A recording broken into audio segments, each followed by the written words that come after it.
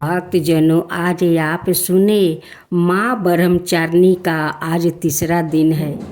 अपने पूर्व जन्म में जब यह हिमालय राज के घर में पुत्री रूप में उत्पन्न हुई थी, तब नारद के उपदेश से इन्होंने भगवान शंकर जी को पति रूप में प्राप्ति करने के लिए अत्यंत कठिन तपस्या की थी।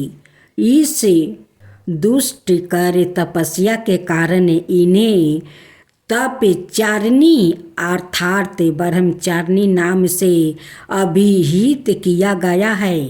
1000 वर्ष उन्होंने केवल फल फूल खाकर व्यतीत किया और 100 वर्ष तक केवल साग पर निर्भर किया था। कुछ दिनों तक कठिन उपवास रखते हुए देवी ने खुले आकाश के नीचे वर्षा और धूप के भयानक कष्ट सहे। इस कठिन तपस्या के पश्चात 3000 वर्ष तक केवल जमीन पर टूट कर गिरे हुए बेलपत्रों को खाकर वो भगवान शिव की आराधना करती रही। इसके बाद उन्होंने सूखे बेलपत्रों को भी खाना छोड़ दिया और कई 1000 वर्ष तक वो निर्जला और निराहार तपस्या करती रही। पौतों को भी खाना छोड़ देने के कारण उनका एक नाम अन्नपूर्णा भी पड़ गया। कई 1000 वर्ष की इस कठिन तपस्या के कारण ब्रह्मचारिणी देवी का शरीर एकदम क्षीण हो उठा। उनकी यह दशा देखकर उसकी माता मैना अत्यंत दुखी हुई और उन्हें इस कठिन तपस्या से विरकित करने के लिए आवाज दी। उमा, तब से देवी ब्रह्मचारिणी का एक नाम उमा भी पड़ गया।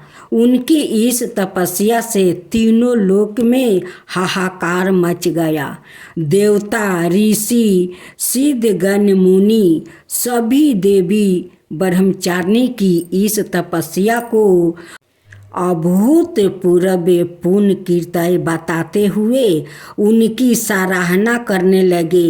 अंत में पिता महा ब्रह्मा जी ने आकाशवाणी के द्वारा उन्हें संबोधित करते हुए प्रसन्न स्वर में कहा, हे देवी, आज तक किसी ने ऐसी कठोर तपस्या नहीं की जैसी तुमने की है।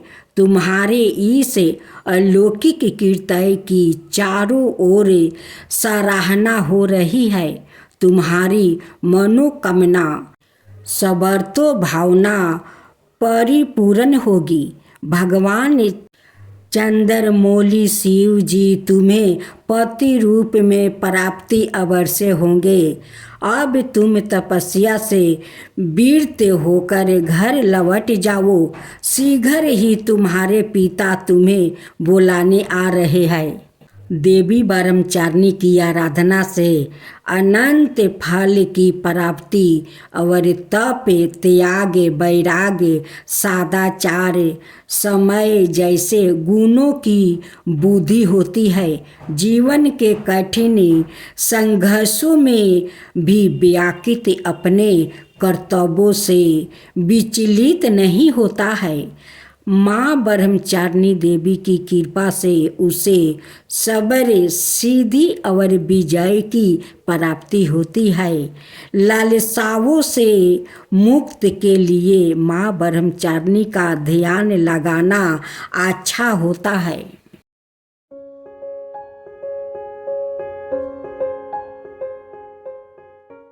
भक्तजनों, आज आप सुने कहानी तो बहुत पुरानी है। एक ब्राह्मण और ब्राह्मणी थे जो दोनों माँ दुर्गा का परम भक्त थे। ब्राह्मण देव 12 मास माँ दुर्गा के मंदिर में पूजा करते थे, लेकिन उनकी कोई संतान नहीं हो रहे थे। जब आश्विन महीना आता है तो ब्राह्मण ब्राह्मणी माँ दुर्गा को नवरात्रि रखते हैं। वो 9 दिन अपना घर में जगरातन करते हैं और माँ दुर्गा का पूजा करते हैं। वो बहुत ब्राह्मण ब्राह्मणी उदास रहते थे क्योंकि उनकी कोई संतान नहीं थे। एक दिन माँ दुर्गा प्रसन्न होकर ब्राह्मणी का सपने में दर्शन देती है और कहती है कि माँ तुम इतना क्यों उदास रहती हो। वो सपने में कहती है कि दुर्गा बेटी मेरा तो कोई संतान नहीं है तो मैं उदास नहीं रहूं तो क्या रहूं। जिस माँ को गोद में संतान ना हो वो माँ कभी माँ हो सकती है।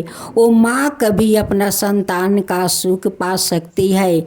इसलिए तो मैं उदास रहती हूँ। मेरा गोद शून्य है बेटी।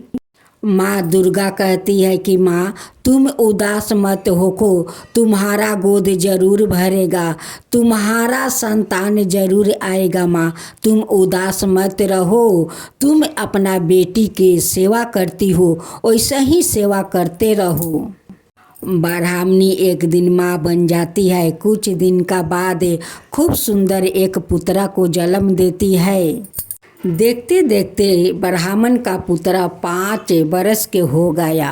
जब अपना पिताजी को देखता है कि मेरे पिताजी रोज मंदिर में पूजा करने जाते हैं, उनकी पीछे पीछे वो चले जाते हैं और वो अपना पिताजी को पूजा करते हुए देखते हैं कि मेरे पिताजी कैसे कैसे माँ दुर्गा को पूजा करते हैं। एक दिन ब्राह्मणी रसोई बना रही थी।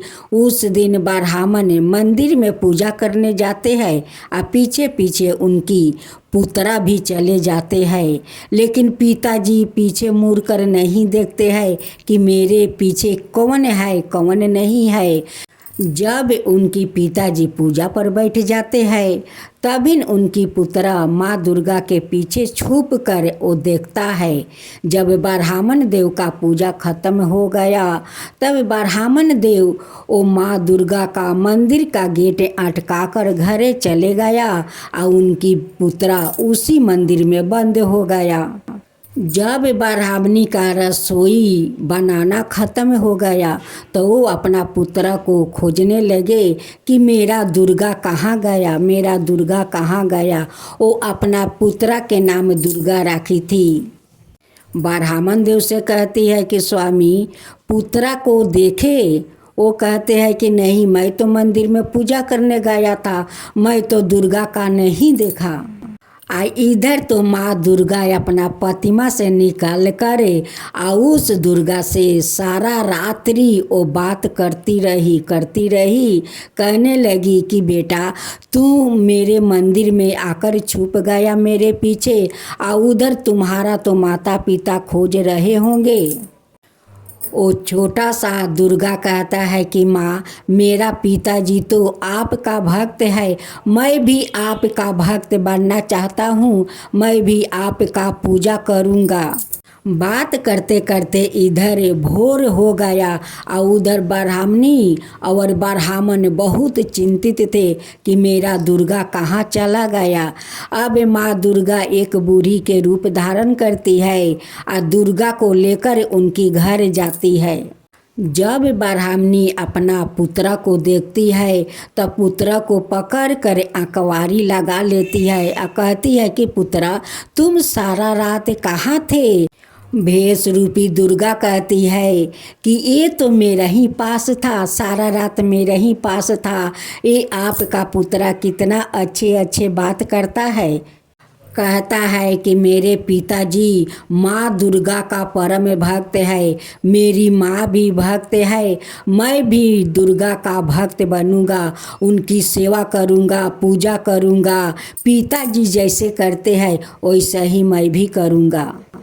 ब्राह्मणी कहती है कि वो तो करेगा क्योंकि माँ दुर्गा का दिए हुए तो वो प्रसाद है, दुर्गा का ही कृपा से तो वो मेरा गोद में आया है और मैं माँ बनी हूँ।